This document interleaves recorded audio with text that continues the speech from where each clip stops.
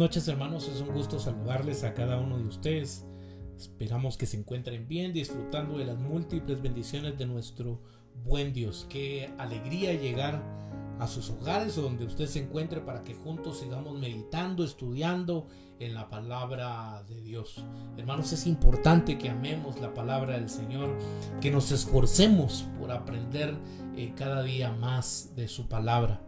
Pero hermanos, de que muchas veces sí es difícil apartar un tiempo, el poder esforzarnos, el poder leer, el poder estar meditando en la palabra del Señor, pero creo yo que es importante. Los tiempos que estamos viviendo son tiempos difíciles, tiempos malos, complicados, y necesitamos, hermanos, estar en un constante con la palabra del Señor, estar meditando, rogando al Señor que Él nos hable a través de su palabra. Hermanos, es importante que nuevamente les digo que hagamos el esfuerzo de conocer más de la palabra del Señor, que no seamos ignorantes con respecto a su palabra. Creo yo que es demasiada hay demasiada importancia en esto. Bienvenidos, vamos a orar, vamos a pedir la dirección del Señor para esta noche. Padre eterno, gracias por tu fidelidad y por tu bondad, por tu misericordia, porque las podemos experimentar cada día, Señor.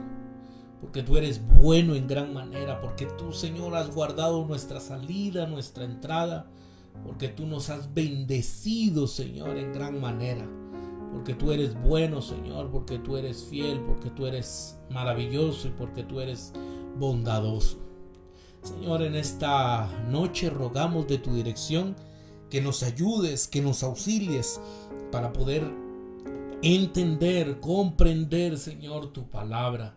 Señor, ayúdanos, dirígenos, enséñanos. Queremos aprender más, Señor, de ti, escudriñar tu palabra, atesorarla en nuestros corazones, en nuestras vidas y ponerla en práctica.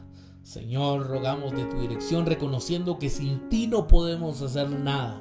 Todo te lo pedimos en el nombre tuyo, Jesús. Amén y amén. Qué bueno que nos puedan acompañar en esta noche. Hoy entramos al capítulo 14. He titulado el mensaje esta noche El Hijo que Salva. Y me gustaría que pudiéramos reflexionar sobre este relato que es maravilloso que encontramos aquí en este capítulo 14.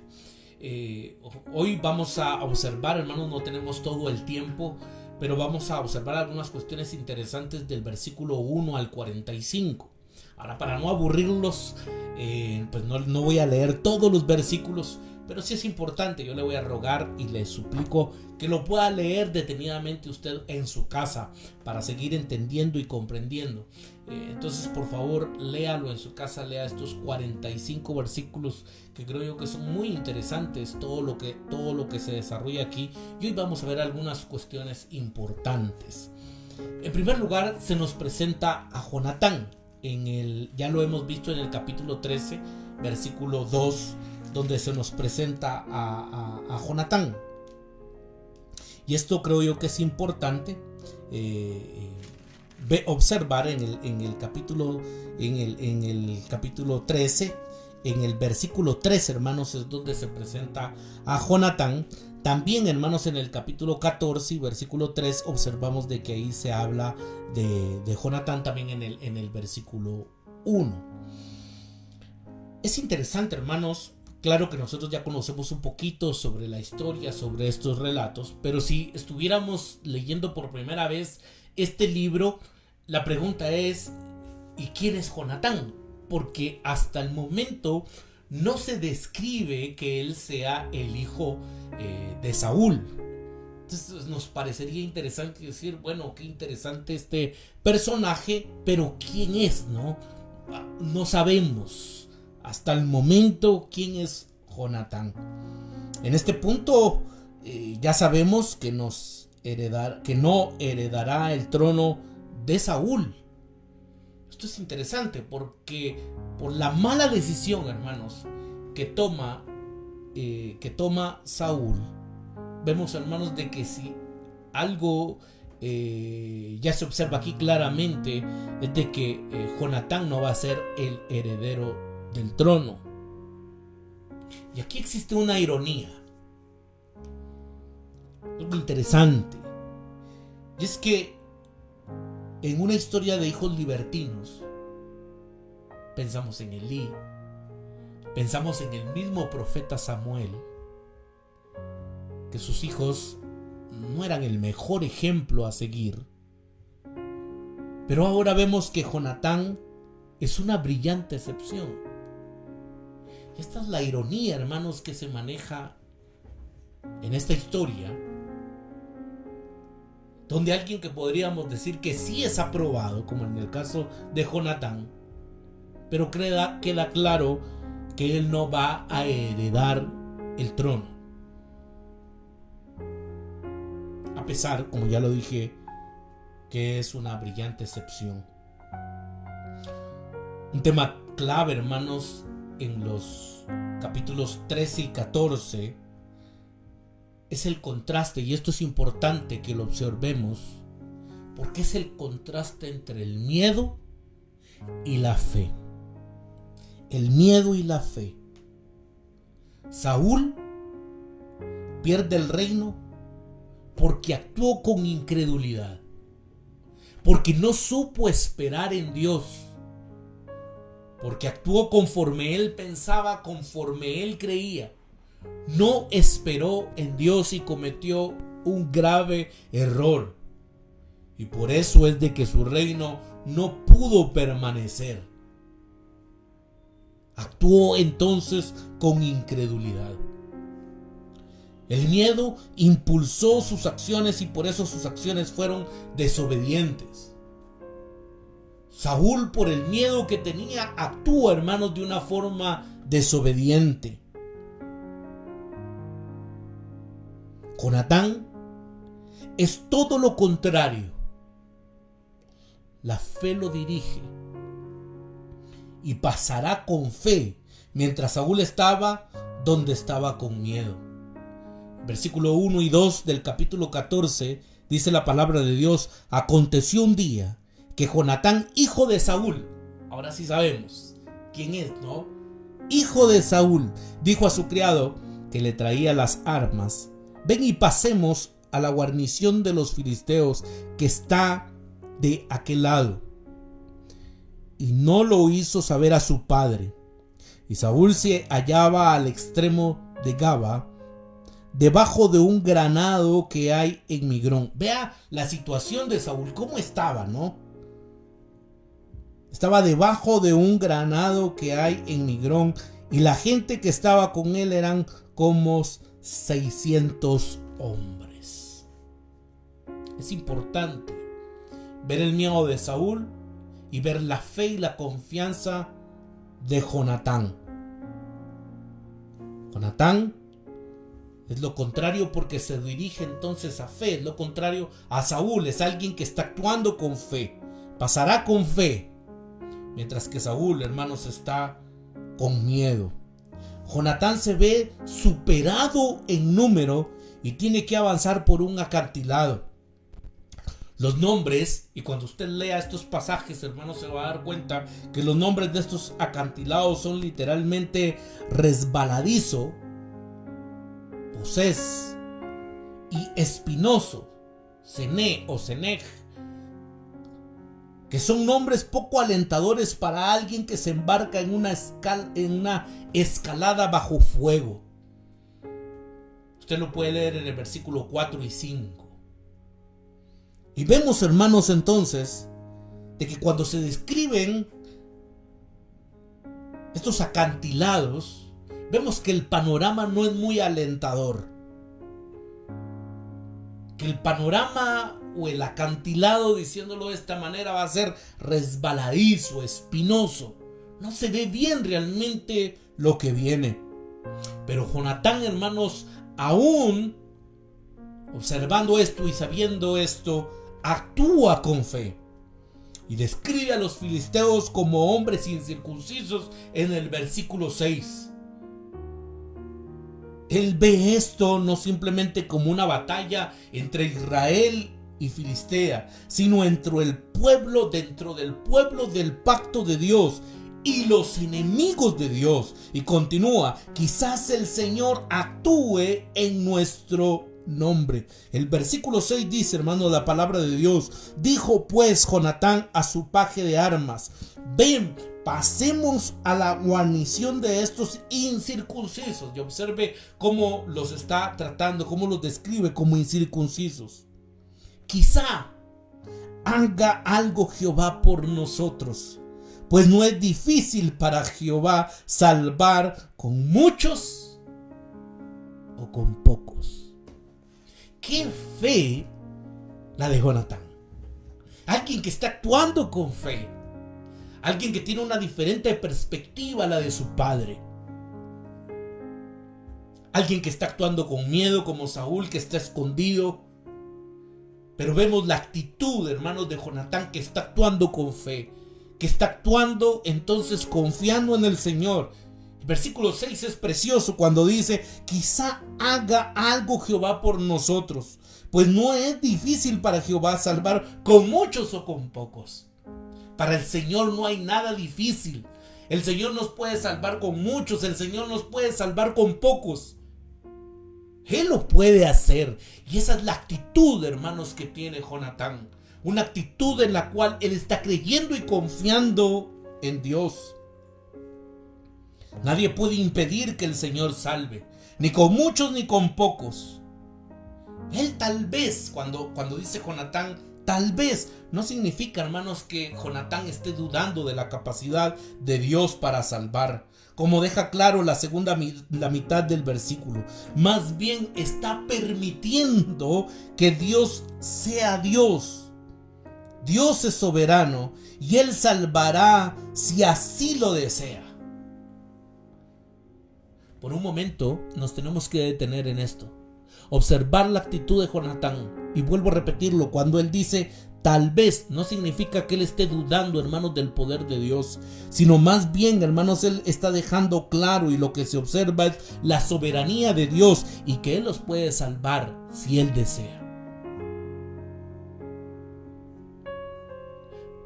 Para la confesión positiva, hermanos, y con esta falsa enseñanza, creo que aquí habría un gran problema. Se diría que Jonatán es un gran pecador, porque esas confesiones no se hacen. ¿Cómo es posible que si Dios quiere, tal vez? La confesión positiva, diría usted, es un incrédulo, no está actuando con fe. Usted no debe decir tal vez, usted debe saber que es la voluntad de Dios. Hermanos, debemos de tener cuidado con las falsas enseñanzas, de observar qué es lo que nos enseña la palabra de Dios. Vuelvo a repetirlo, Jonatán, cuando dice tal vez, no está dudando del poder de Dios, sino que al contrario, él sabe que Dios es un Dios soberano y que Él actúa como Él desea. La fe de Jonatán se refleja en la lealtad de su escudero. En el versículo 7, Jonatán confía en que si Dios puede intervenir para darles la victoria, pero para determinar si Dios intervendrá en este caso, acuerda una prueba con su escudero. Si los filisteos los invitan a subir, sabrán que Dios planea derrotar a los filisteos. Usted lo puede leer del versículo 8 al 10. Efectivamente, los filisteos invitan a Jonatán a venir a nosotros y te daremos una lección, dice el versículo 12. Entonces Jonatán le dice a su escudero: sube detrás de mí, Jehová los ha entregado en manos de Israel. Me gustaría que podamos leer el versículo 12. Y los hombres de la guarnición respondieron a Jonatán y a su paje de armas y dijeron: subid a nosotros y os haremos saber una cosa. Entonces Jonatán dijo a su paje de armas: sube tras mí. Y vea esta declaración tan linda: porque Jehová los ha entregado en manos de Israel. Jehová no los ha entregado. Jehová los ha entregado en manos de Israel. Los filisteos invitan a Jonatán a subir para darle una lección, pero el ascenso de Jonatán los lleva a su caída. El versículo 13 dice: y subió Jonatán trepando con sus manos y sus pies, y tras él su paje de armas, y a los que caían delante de Jonatán, su paje de armas que iba tras él los mataba.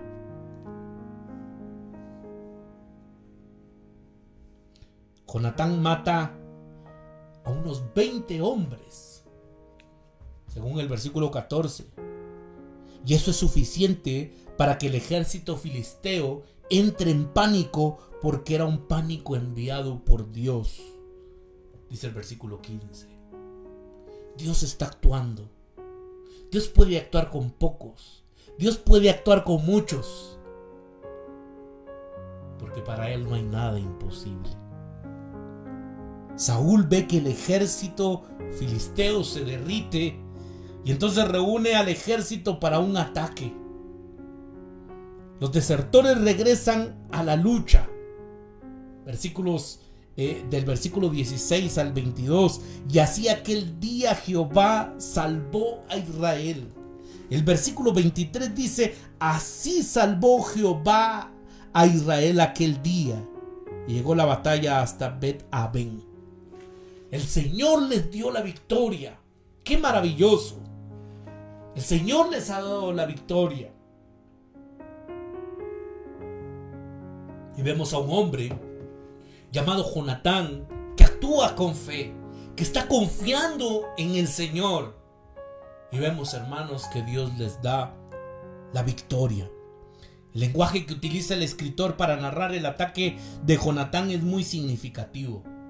Describe el terreno con cierto detalle. Jonatán tiene que bajar un acantilado y subir por otro para llegar al puesto de avanzada filisteo. Debe descender y luego ascender. Los dos acantilados se describen en el versículo 4 como un peñasco de dientes. Así se podría traducir. Primera de Samuel capítulo 14 y versículo 5 dice literalmente: un diente estaba al norte hacia Migmas y el otro al sur hacia Geba. Sugiere un par de mandíbulas. Cuando los filisteos ven a Jonatán, exclaman: los hebreos salen arrastrándose de los agujeros en los que se escondían. Hay una postdata, hermanos, amplia de la historia de la batalla de Migmas. Saúl ha obligado a los hombres a no comer nada hasta que termine la batalla. El versículo 24 dice: pero los hombres de Israel fueron puestos en apuro aquel día. Los pusieron en problemas, porque Saúl había juramentado al pueblo diciendo: cualquiera que coma pan antes de caer la noche, antes que haya tomado venganza de mis enemigos, sea maldito. Y todo el pueblo no había probado pan.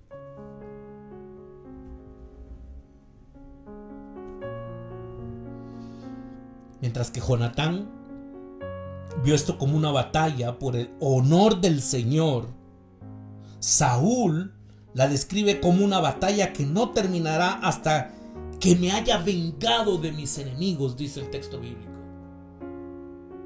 Nadie va a comer pan hasta que yo me vengue de mis enemigos. Vemos la actitud de Saúl. Está actuando de una manera equivocada. ¿Usted se puede imaginar estar en una batalla y no tener alimento? ¿No comer? Estos hombres están en aprietos, están débiles. Necesitan comer para tomar fuerzas. Están en medio de una batalla. Pero este rey, vemos que los mete en aprietos. Y les dice: nadie va a comer pan hasta que yo me vengue de todos mis enemigos. Como resultado de este juramento tonto, las tropas estaban en apuros. Las tropas estaban, hermanos, en problemas. Es la misma palabra que se traduce en apuros también en el capítulo 13 y versículo 6. En el capítulo 13 el ejército estaba en apuros porque se enfrentaban a un ejército abrumador. Pero ahora en el capítulo 14 están apuros debido a su propio rey, por las decisiones de su rey, por las malas decisiones que ha tomado el rey. Es un trabajo duro luchar con el estómago vacío. Hermanos, pues algunos de nosotros tenemos nuestros horarios de comida, ¿no? Pero si no hacemos un desayuno, un almuerzo, yo no sé si a usted le ha pasado, pero uno se resiente, uno necesita, hermanos, los alimentos. Eso nos da energía, nos da ánimo. Inclusive nos podemos poner de mal ánimo, ¿no? Porque no hemos comido, porque tenemos hambre, nos sentimos cansados. Y ellos, hermanos, en medio de una batalla, ahora su rey toma una decisión tonta de decirles que nadie vaya a comer pan hasta que él se haya vengado de todos sus enemigos. Incluso, hermanos, dice el texto bíblico que las tropas encuentran miel en el bosque. Ninguno de ellos se atreva a comerla a causa del juramento. El versículo 25 y 26 dice: y todo el pueblo llegó a un bosque donde había miel en la superficie del campo. Entró pues el pueblo en el bosque, y he aquí que la miel corría, pero no hubo quien hiciera llegar su mano a su boca, porque el pueblo tenía el juramento. Vean lo que sucede ahora en medio de estas circunstancias difíciles. Ellos llegan a un bosque y se dan cuenta que hay miel. Hermanos, en momentos de cansancio uno necesita un poquito de azúcar, ¿no? Para tomar ánimos. Y ahora ellos encuentran miel. Esto hubiera sido excelente para comérsela, para agarrar energía, para seguir con lo que venían haciendo. Pero tenían temor, y con toda la razón, porque el rey les podía quitar la vida. Jonatán, sin embargo, estaba atacando el puesto de avanzada filisteo cuando Saúl dio la orden de no comer. Entonces él sigue adelante y come la miel, dice el versículo 27. Pero Jonatán no había oído cuando su padre había juramentado al pueblo, y alargó la punta de una vara que traía en su mano y la mojó en un panal de miel, y llevó su mano a la boca. Y vea esta expresión de Reina Valera del 60: y fueron aclarados sus ojos. Tomó fuerza, se llenó de vitalidad, lo necesitaba. Él no había escuchado la tonta orden que había dado su padre. Incluso cuando se lo dicen, él continúa comiendo, descartando la orden de su padre como una locura. Versículo 28 al 30 dice: entonces habló uno del pueblo diciendo: tu padre ha hecho jurar solemnemente al pueblo, diciendo: maldito sea el hombre que tome hoy alimento. Y el pueblo desfallecía. Respondió Jonatán. Observe las palabras de Jonatán: mi padre ha turbado el país. Ved ahora cómo han sido aclarados mis ojos por haber gustado un poco de esta miel. ¿Cuánto más si el pueblo hubiera comido libremente hoy del botín tomando de sus enemigos? ¿No se habría hecho ahora mayor estrago entre los filisteos? ¿Cuánto hubiésemos avanzado, dice Jonatán, si ustedes hubiesen comido esta miel? Mis ojos fueron aclarados, tomé fuerzas, dice Jonatán. Pero el rey tomó una tonta decisión. En lugar de traer una maldición, como afirmó Saúl, Jonatán dice que la miel trae bendición. Iluminó sus ojos. Quizás siguiendo el ejemplo de Jonatán, o quizás porque la batalla ya está ganada, los israelitas comienzan a comer parte del ganado que han saqueado. Versículos 31 al 35. El necio juramento de Saúl ha hecho que el pueblo tenga tanta hambre que no esperan para cocinarlo adecuadamente. Pero Saúl interviene porque Dios había prohibido comer carne que aún tuviera sangre. La sangre simboliza la vida y la vida pertenece a Dios, dice Levítico capítulo 17. Saúl quiere continuar la persecución de los filisteos durante la noche, pero está persuadido de consultar primero al Señor. Pero Dios, dice el versículo 37, Pero Dios no le respondió aquel día. Y hermanos, la pregunta es: ¿y por qué no? ¿Por qué Dios no le quiso responder? Samuel, había usado la misma expresión para advertir al pueblo cuando pedían un rey. Cuando llegue aquel día, clamarás pidiendo ayuda al rey que has elegido, pero Jehová no te responderá aquel día, dice el capítulo 8 y versículo 18. En el capítulo 14, Saúl silenció a Dios cuando Dios hablaba. Ahora en el versículo 37 quiere que Dios hable cuando Dios guarda silencio. Dios no le contesta a Saúl. Pero Saúl asume que esto es culpa de otra persona. Vemos, hermanos, que en el versículo 38, estamos en el capítulo 14, dice: entonces dijo Saúl: venid acá todos los principales del pueblo, y sabed y ved en qué ha consistido este pecado hoy. Él cree que es pecado entonces de alguien más. Convoca al pueblo y dice: tan cierto como vive el Señor que rescata a Israel, aunque la culpa recaiga en mi hijo Jonatán, él debe morir. Versículo 39. Porque vive Jehová, que salva a Israel, que aunque fuere en Jonatán mi hijo, de seguro morirá. Y no hubo en todo el pueblo quien le respondiese. Vea cómo está actuando Saúl. ¿Cómo está actuando este rey? Está actuando de la mejor manera.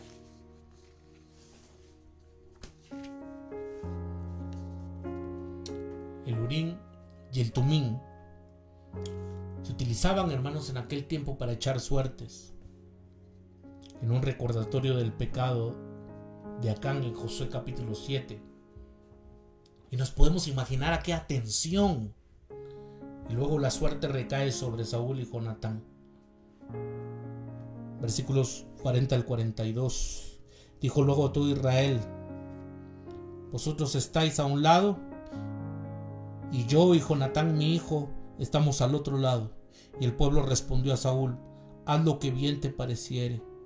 Entonces dijo Saúl a Jehová Dios de Israel: da suerte perfecta. Y la suerte cayó sobre Jonatán y Saúl, y el pueblo salió libre. Y Saúl dijo: echad suertes entre mí y Jonatán mi hijo. Y la suerte cayó sobre Jonatán.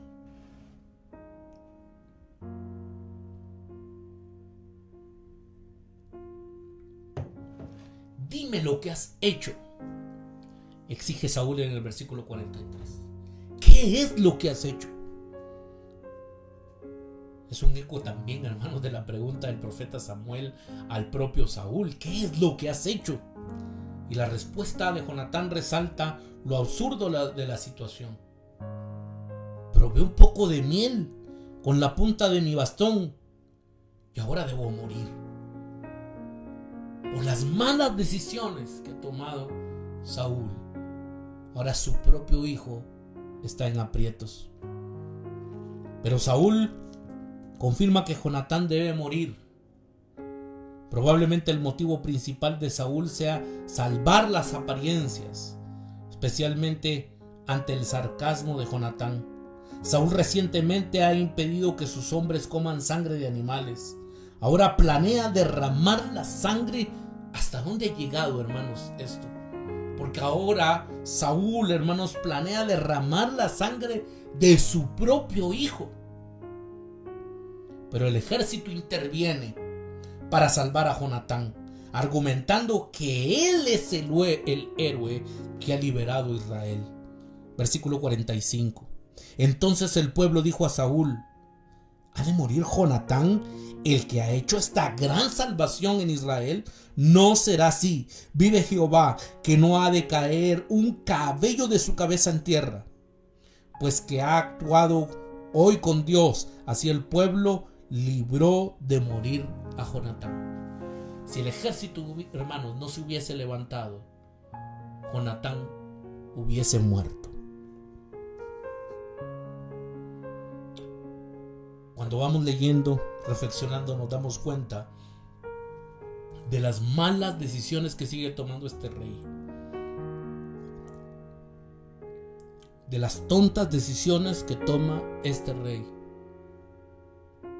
que incluso estaba dispuesto a que se derramara la sangre de su hijo. Y con esto, hermanos, concluyo en esta noche. El foco de esta sección está en el fracaso de Saúl como rey. Saúl ha fracasado. Y ese tema llega a su clímax, hermanos, en el capítulo 15. Y lo vamos a ver más adelante. Aquí Jonatán es un contraste para su padre. Saúl actúa con miedo y Jonatán actúa con fe.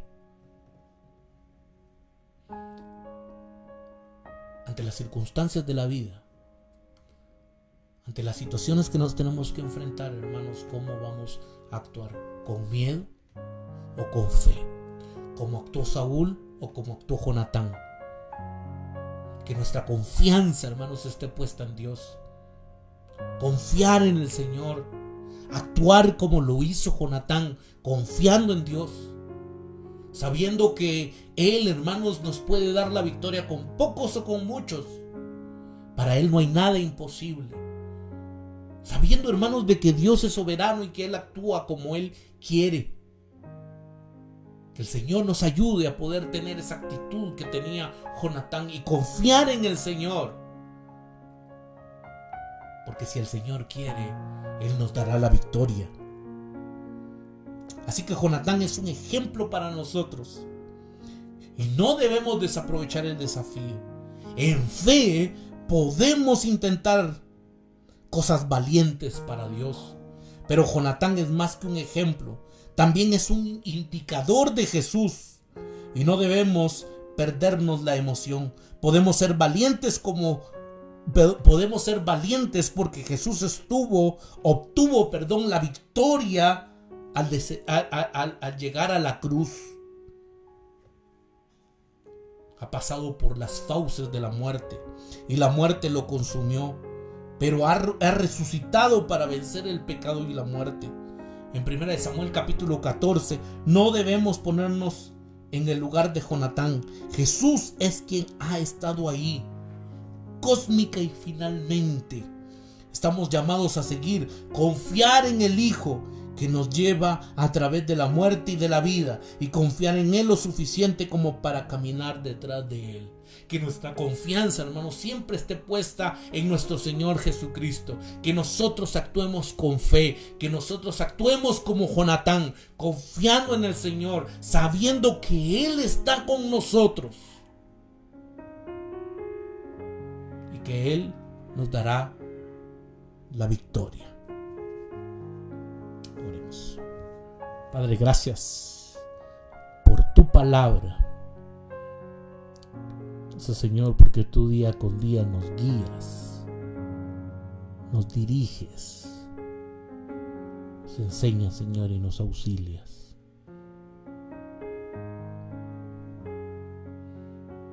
¿Cuántas veces hemos actuado como Saúl? Con miedo, con dudas. Ayúdanos a tener un espíritu como el que tenía Jonatán,